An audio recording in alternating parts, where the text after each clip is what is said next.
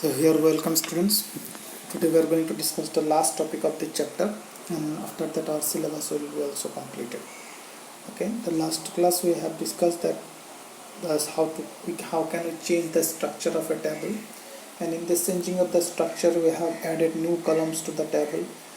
We have removed columns, we have renamed any columns, we have renamed any table, we have changed even the data type of any column using different clauses that we know: add clause, modify clause. We have used rename, we have used drop, we have used change clause also we have used.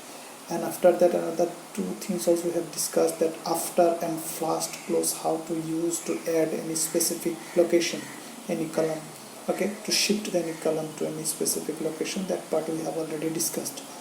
Now we are going to discuss another two topics in the structure changing. That one is what?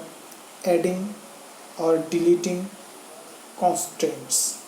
Now what is constraint? That we have discussed previously. The constraints are some rules, some restrictions are given to the field, whether this field will accept values or not, or what type of values it will accept. Okay, so these things, the restrictions will be given. These are called constraints. The definition obviously will get what is the constraint. The rules which will ensure the validity while entering the data to the table. It will check according to your condition. So okay, now the constraints that we have discussed: primary key constraint, not null constraint, null constraint. So when we create a table, if sometimes you have forgotten to make any column as your primary key, as you know, primary key is very much necessary to uniquely recognize, to uniquely identify each record from a table, like roll number that we have created in our student table. So assuming that we have created our table without primary key, remember that one I am repeating here. Yes, although we have created the table, if you see, we have created the table, you can see the roll number we have set as a primary key. Forget about that. While creating, we have not mentioned this one, forget. Okay, just to remember that we have not mentioned, simply we have written roll number int. So if it is done, that means if we have done not given any primary key, how to set primary key if you want to add roll number as a primary key? So question here you see, adding, or it may come delete, or it may come remove, anyone it may come. So the thing is same. First of all, you see adding or primary key. So to add primary key, we can use add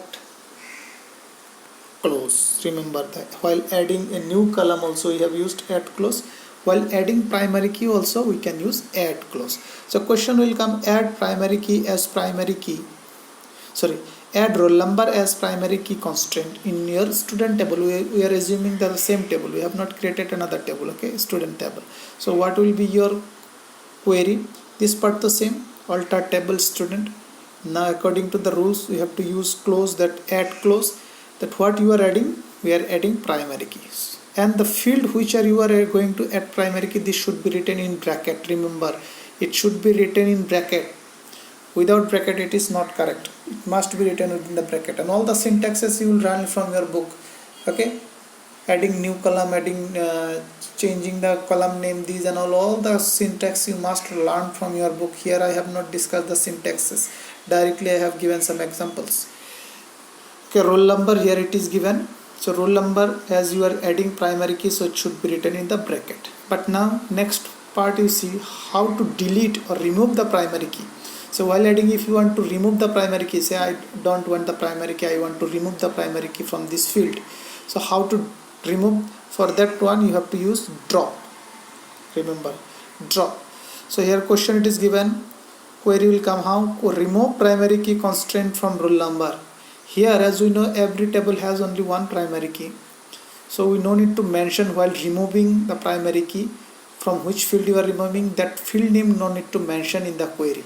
So you see, alter table student, up to this much it is common, alter table student. Then we have to use drop according to the rule, then drop primary key. Here no need to mention that which field you are going to remove. Okay, simply you have to remove drop primary key. Although in the question it will be given to you that from this column or this field you just remove the primary key, but you need to use only drop primary key, no need to mention the fielding.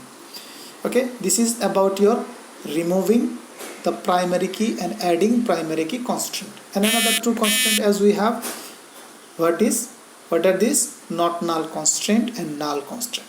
Okay, to add or delete not null or null constraint we directly cannot do. Directly we cannot add these things, we have to modify, remember. So for that we have to use modify clause. While adding also we have to use modify, while removing also we have to use modify. Add and drop will not work here, remember. So the question here is the add not null constraint from total marks. If you see, we have the table. In the table total marks it was given as int. The data type of the total marks, it was int, and there is no constraint. It means by default, as you know, here we have null constraint, remember. So here we have to use what? We have to add not null constraint. So how to write? Alter table student up to this much common, then close comes what clause? Modify. In which column you are going to add not null constraint? Total marks. Then the data type of this total mark is int. Data type you should mention, and after that just you have to mention not null. Finish.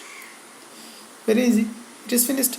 So while removing in that way, similarly you have to use remove not null constraint from the total marks. The question it is given, so it is the same, all the things are same, just in place of not null you have to write null. And as we know, null is default, so we can write in this way also without writing any without mentioning any constraint. While we are not mentioning any constraint, it means by default it is null. Okay, so last topic means about your table structure, destroying a table. So as you know, to modify the table structure always we have used alter table command. Remember, to modify table structure we use alter table command. But while removing the whole table, that means it doesn't directly comes under your table modification, because we are not going to modify, you are removing the table. Okay, so to remove or delete a table permanently from your database, we can use drop.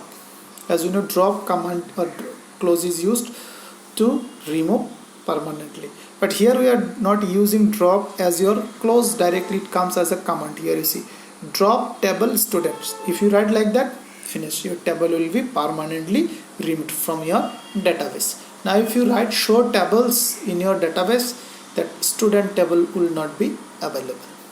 So up to this much it is about your structure changing, and lastly we have discussed how to delete a table permanently. Now the topic it remains about your select statement. In this topic, if you see, most of the topics are omitted from the select statement.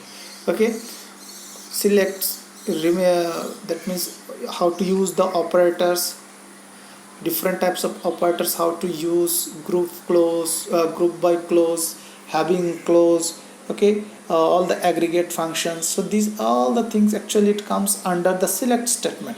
But only one topic here it is included, that means the eliminating duplicate values. This is topic, it is there in your book, and I can say 90% it is sure that one question will come from this topic, because they could stop up to destroying a table.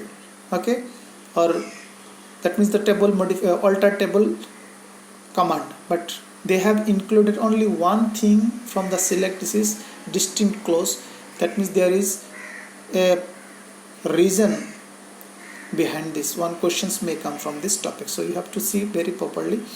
So as we know, there are three types of select statement, and to discuss all the select statement types of select statements, we must go through the details of all the operators and the other things. But with these things already omitted, so we are not going to discuss here. While RISC-pool will resume, I'll just show you how to use. These are the three different types of select statements in the laboratory. I will show you. So next you come to this part, that eliminating duplicate values. How we can eliminate duplicate values. Duplicate values means that the values which is repeatedly it is same. So we are assuming a table, this is employee table. Simply we are assuming, so if it is the employee table, in this table you can see this is primary key field, so duplicate value will not come this column.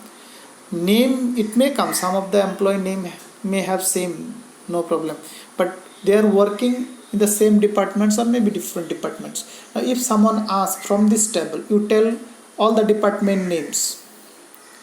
If someone asks you that tell all the department names, then what you will say? Accounts, finance, sales. But you are not saying accounts, finance, sales. No, because we are repeating, we are duplicating the same thing. Once it is said, then it is finished.